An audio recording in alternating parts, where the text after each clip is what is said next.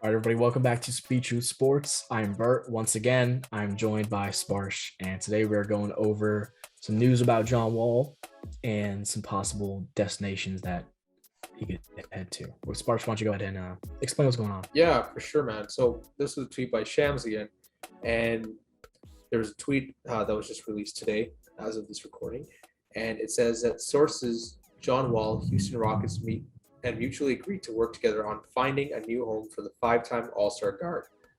Plan is for Wall to be present at training camp, but not play in Rockets games this season, right? And sort of the main thing that was discussed between the Rockets and John Wall is that they don't want to risk his health, right? And I mean, if you're really sort of thinking about it, I guess that makes sense because considering their roster, the new guys that they got from the draft, their new sort of vision going forward to rebuild around those guys instead and focus on that as your future. Yeah, and you don't want to risk his health, especially if he's playing, with that squad. If you want to really maximize him and, give him what he deserves, at least, sort of get him to a contender. Now, the tricky situation, though, is that they've agreed, both of them have agreed, right, that it's time to move on. But what has been reported, on The Athletic is that they're not going to buy him out, right? And his contract over the next 2 years, it's a pretty big one, $91.7 million. It's going to be really hard to work around that. Yeah, so I mean, this isn't like John Wall's demanding out. This isn't like the franchise is fed up with him. This is like the Rockets want to rebuild, and they don't see a need to have Wall around eating up their cap space. And John Wall wants to, at the same time, play for a contender. So it's a mutual feeling between both of them. John Wall wants to win. The Rockets they want to lose right now. So obviously they're going in two different directions. They recognize that, they met, they talked. They're trying to trade him, basically. Mm-hmm. And a lot of people are saying that it's going to be very, very difficult to trade John Wall. I agree. There is a few places he could go. So let me double check this. So I believe the Thunder have the most cap space in the league right now. They have 21 million. But if they buy out their old cap holds of Nick Collison and Raymond Felton, yes, they're still paying Nick Collison and Raymond Felton. They could get around 34 million. And so that means Derek Favors and cap space would probably get it done. But OKC is not competing, and there's no reason for them to want to get John Wall on the team. There's no reason for John Wall to want to go to the Thunder. It doesn't work out for either side. I don't think. Yeah, they'd probably rather draft my little brother than have John Wall on. I'm talking about your little brother. All right, Sparsh, we get it. All right, a trade that I did try and it did work was actually a trade with the Clippers. I think this is probably the most realistic trade that could happen. They are a contender too, so yeah, it's Serge Ibaka, Eric Bledsoe, and Luke Kennard for John Wall straight up. And there could be picks involved, obviously. Maybe the Rockets send over a couple seconds or something like that, something along those lines. Yeah. But that's like the meat of the deal. Serge Ibaka, Eric Bledsoe, Luke Kennard for John Wall. The deal works. I tried it on the NBA trade machine.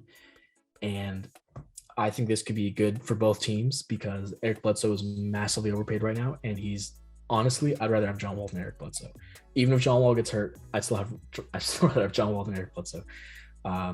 Luke Kennard has been underperforming for them at the contract he's been given, for sure. He's making $12 million a year, and he has not been living up to that contract.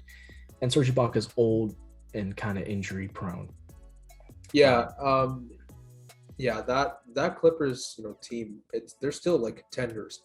Even while Kawhi Leonard was out, there was honestly some situations where it's like Paul George could have taken this team to the finals. And going back to what you were saying about John Wall, Eric Bledsoe, you'd rather have John Wall. I mean, I'd rather have him too. Last season he finished around 21 points, right, around 6 assists and like 3 rebounds. I mean, coming off of like that crazy injury that he had, rehabbing from the Achilles, rehabbing from the knee, to still see him be explosive, especially for his size, and to still have that speed in him, I think he'll be right around there next season, maybe a bit better. And another thing about John Wall, a lot of people say he's washed, but he's one of the best defensive point guards in the league, man. When you see this guy play, he'll definitely add to the Clippers team. You definitely have somebody to take Paul George off the ball, right? You can have him sort of as that number 1 or number 2 option, and you also have John Wall to sort of help with the offense, and especially while Kawhi is out. That would be something that's great. And I mean, this guy, he's great at getting steals, and he gets a pretty good amount of blocks as well for a guard, right? He's the best point guard shot blocker in NBA history. Yeah, I mean, and that is nothing to sneeze at. That is something that can really help the Clippers. If they even want to go small ball, they can put him in there. Yep. Right. And Clippers work best in small ball. That's what they did. Yeah. This past season. Yeah. They're really good with small ball, especially that that fast or transition offense that they play. John Wall would definitely complement that team. Yeah, and I mean, they also could really use a playmaker. Kawhi is he's a decent playmaker. Paul George is an all right playmaker, but to really have somebody that is really good at setting guys up and running pick and rolls and opening guys up in general. I mean, a pick and roll with Zubats and John Wall will be really dangerous, right? A pick and roll, or even a pick and pop if Zubats gets the consistent mid range. I think John Wall to the Clippers would be a great addition for them. I think it's also addition by subtraction by losing Bledsoe, because Bledsoe consistently in the playoffs he's played has just done really bad. Like, he's fallen off a lot. Yeah, and Luke Kennard also, like, if that's considering his contract, Eric Bledsoe's contract, that's a good opportunity to dump it. Yep. That really is, especially Luke Kennard's contract. Yeah. You can get that out of there, and I'll add Bledsoe to that. You're gonna get a pretty good trade with John Wall there to the Clippers. And Serge Ibaka. I mean, he's injury prone. He's old. He doesn't really. I'm not sure if he got it anymore. Let's be real. And they're dumping 3 players that they could definitely be without and they'd be fine with, and they're getting back a player that could really raise their ceiling, as well as a little bit of their floor, as long as he stays healthy and they manage him throughout the season. Yeah, Serge Ibaka is kind of an iffy situation right now. I don't know what it's going to be like with him. His performance has really sort of gone down this year. Major sort of downhill slide ever since he got those like back surgeries and stuff. And considering his size as well, I think it's about time that you can't really rely on him too much after that. So if you put those 3 guys together and you get rid of that salary, that's something that'll definitely help the Clippers out. Because honestly, with those 3 guys out, they're not really going to be in a lot of trouble, honestly. I think they'll actually get better if they do have John Wall or those 3 players. Right? So that's the most realistic trade, in my opinion, is that Clippers trade. And I think it's probably, if a trade does happen, that's probably the one that happens. But they could also try to get in on the Ben Simmons deal and try to make it a 3-team deal. It gets really messy when you start doing this. And I spent a good bit on the trade thing, just trying to figure. Oh yeah, I can't figure that stuff out for days, man. Yeah, I'm just trying to figure out what teams would want John Wall and could actually do it. I think the Sixers could want John Wall as a replacement to Ben Simmons. I mean, they kind of have, in terms of, if you look at just their skill set on paper, pretty similar. Playmakers, they're big for their position. John Wall's about 6'4" as a point guard. It's a pretty good size. But obviously not compared to Ben Simmons 6'10", but still, they both play defense, they both play make, and John Wall's a better scorer, an all-around scorer in my opinion, and he's not afraid to shoot the ball like Ben Simmons. Honestly, any sort of guard for Simmons at this point isn't upgrade to the Sixers, really. And I mean, John Wall is the opposite of Ben Simmons in terms of mindset, because he's always looking to help his team out no matter what, and he doesn't sulk about stuff. He's really tough-minded. He's had a lot of people criticizing him for a very, very long time, so he's very tough-minded, and he's a better shooter than Ben Simmons. Like tough-minded, and he's also just very humble too, man. Yes. Very, very, very, very likable player, and this will be a good guy to have with Embiid for sure. You need to get that. You need to get that Ben Simmons sort of mindset out of there. You know, the like, just not really, you know, accepting the challenge and just sort of being like, oh, it's not my fault, it's yours, when it actually was pretty much your fault. And John Wall stepped up in every single playoffs he's played. He's stepped up tremendously. His stats always take a big leap, a sizable leap in the playoffs. So, although that was, let's be fair, that was more than a few years ago. So the thing with John Wall to the Sixers is that obviously they would need a third team in this trade. So I bring in the Timberwolves to take Ben Simmons. Okay. The way I kind of have this trade set up is that it will say it's failed. I think I'll have a picture up here. It will say it's failed, but it's only failed because Taurean Prince has a restriction on his thing that expires after September 27th. So they could easily do this deal, agree to this deal, and then just do it after September 27th, which is before the season starts. All right. So the deal I proposed is John Wall to the Sixers, Ben Simmons and Isaiah Joe to the Timberwolves, and the Rockets would get Malik Beasley, Taurean Prince, Josh Okogie, and Paul Reed. So the Rockets are getting young players that they would want. Timberwolves are getting Ben Simmons, who they really want, and they're not giving up a crazy amount for him. And the Sixers are getting as good of a replacement for Ben Simmons as they can get at this point in John Wall. And obviously there's going to be picks involved. This is not just going to be a straight out deal. Whether those picks probably go to the Sixers because they're trading what they think is the best player in this deal. There might be a couple picks to the Rockets. Who knows? You know, I have no idea what the picks selection will be like. But for now, this is kind of the skeleton of the deal that I've made for. Yeah, it is somewhat reasonable too, because the Timberwolves have already, you know, publicly stated that Cat and Anthony Edwards are just out of the deal. Mm-hmm. And D'Angelo Russell is kind of like a maybe, but it really depends on the situation. Yeah. And I mean, you already know the chemistry with Ben Simmons and Cat. Mm-hmm. Those two look like they'd be happy playing with each other. We'll see. But I mean, yeah, that seems somewhat reasonable. Another option. Still not as optimal as like the Clippers situation though. But I mean, this is still like a fairly good deal, I'd say. Yeah, and I mean the Sixers, they'd be more than happy with John Wall and Embiid running a pick and roll. I mean, that would be really, really. I mean, John Wall's bread and butter for years was pick and roll with Marcin Gortat, and he helped make Marcin Gortat like a top 10 center at his time. And indeed. Let's be real, like I love Marcin Gortat, but I don't think he would have been a top 10 center on most other teams that didn't have somebody like John Wall, right? John Wall really elevates players around him. That's what playmakers do. And the Timberwolves are getting Ben Simmons, who can also run a pick and roll with Cat. They need a playmaker really bad, and they need defense really, really bad.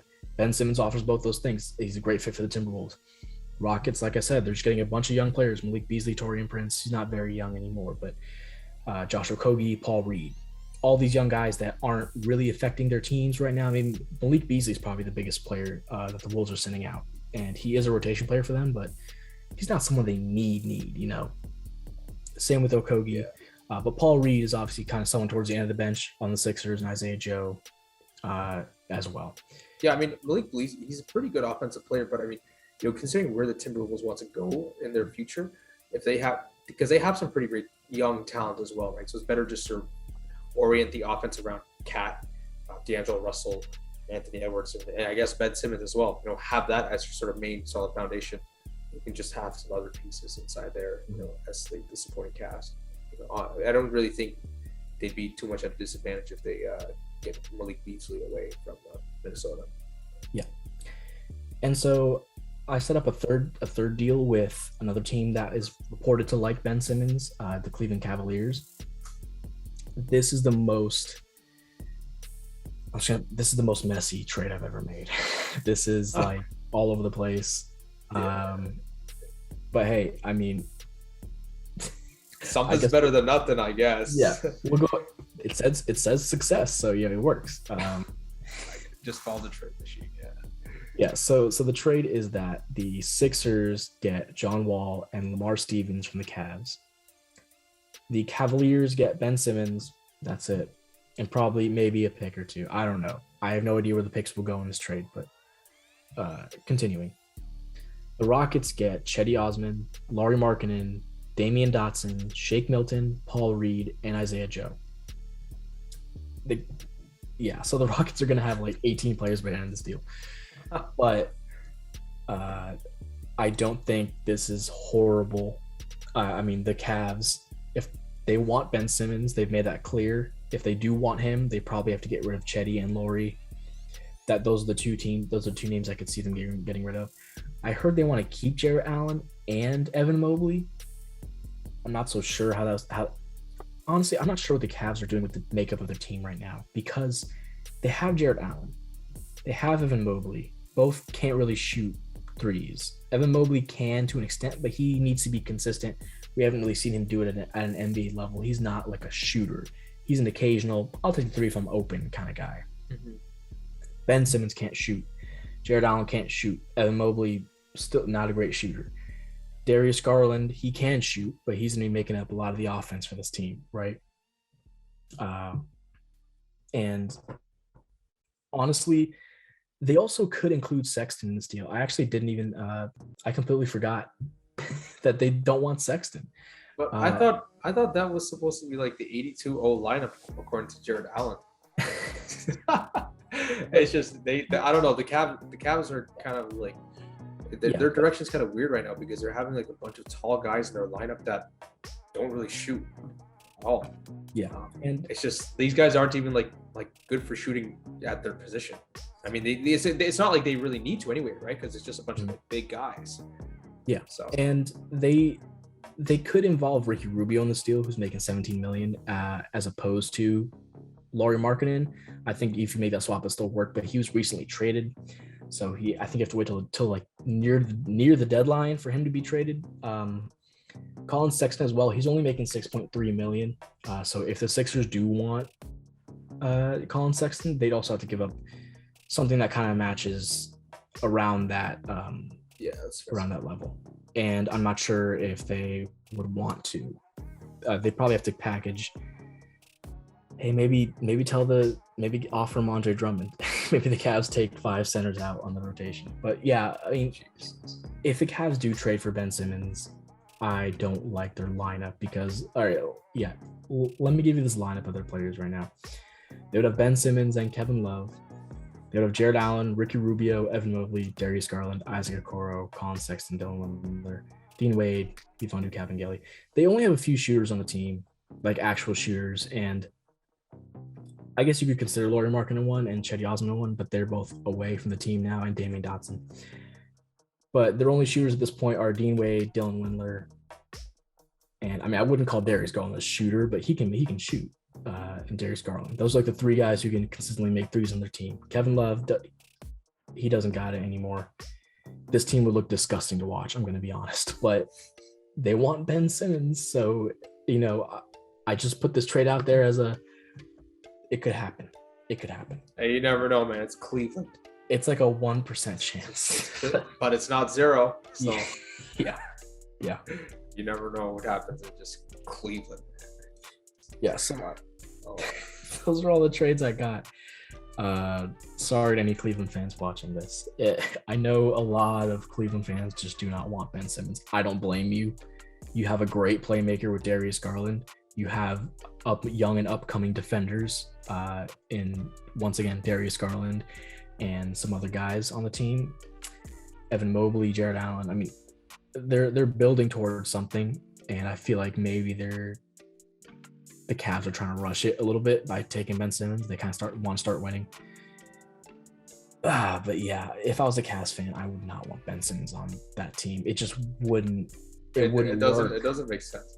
I mean, honestly, man, I kind of like, as you were trying to like get me to sort of do that trade, because I needed your help on that, because I felt like a monkey with a wrench trying to fix the TV. Yeah. And honestly, the monkey would probably fix the TV before I could come up with a trade. This is ridiculous, man. Yeah, cap space management is insanely difficult. The GMs in the NBA they need to be appreciated more because it is a lot of work. It really is. Even though I can't do this for my life. Yeah, it's ridiculous. Yeah, it's a lot of like finance and stuff. It's kind of, but I mean that's all I got for now. If John Wall leaves, honestly I put 3 trades, but there's only like 2 teams I can see that really might make the deal for him, and that is the Sixers and the Clippers. I think those are 2 teams that could use him. But yeah, those are some trades I try to slap together real quick, and yeah, you can go ahead and roast me in the comments about how at least I'm not as bad as the Celtics fans that make like 5-team trades and have Kevin Durant, AD, and Luka all going to the Celtics, and they give up like Grant. They give. I'm oh my god! I've seen some of those trades. It's just like I thought I was the worst. All right, I think I'm good. Sparsh, do you have anything to say on this? Do you have any closing thoughts? I really don't feel like I'm going to contribute anything useful now at this point, but yeah, that's really about it on my end. Okay, I hate being the guy who does these type of trades because they look stupid like on paper sometimes. But look, the Clippers trade is my magnum opus. That is the best trade I made today. So yeah, if the other your second was pretty good too. The second one was decent. It was the second one was decent. Yeah, the third one was bordering into Celtics fan territory. That's just. It's just you know, you're just kind of like shuffling some pieces at this point. Yeah. All right. Well, thank you for watching. Like, subscribe, do all that good stuff. Check out our other videos if you're interested in NBA and NFL content. And yeah, I've been Bert. I'm Sparsh. This has been Speak Truth Sports. Thank you so much for watching. Catch you guys next time. Take it easy.